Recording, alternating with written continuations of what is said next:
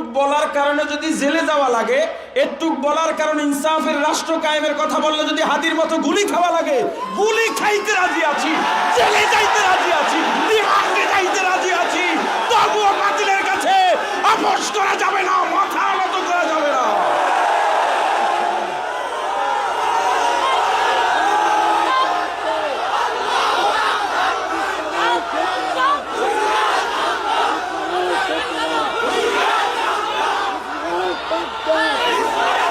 শোনেন, ৫০ জন বাংলাদেশের সম্মানিত ব্যক্তিত্ব নাগরিকদেরকে টার্গেট করা হয়েছে। পীর সাহেব চরমনাই তার মধ্যে আছেন, শায়েখে চরমনাই তার মধ্যে আছেন।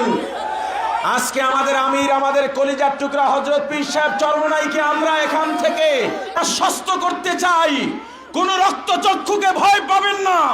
যতই এলার জারি করা হোক, আমরা আপনার ডাইনে আছি, আমরা আপনার বামে আছি, আমরা আপনার সামনে আছি, আমরা আপনার পিছনে আছি। আপনার দিকে বুলেট দিয়ে আসার আগে আমরা শাহাদাত বরণ করব। আমাদের বুকে আগে গুলি লাগবে, তারপরে আপনার দিকে যাবে।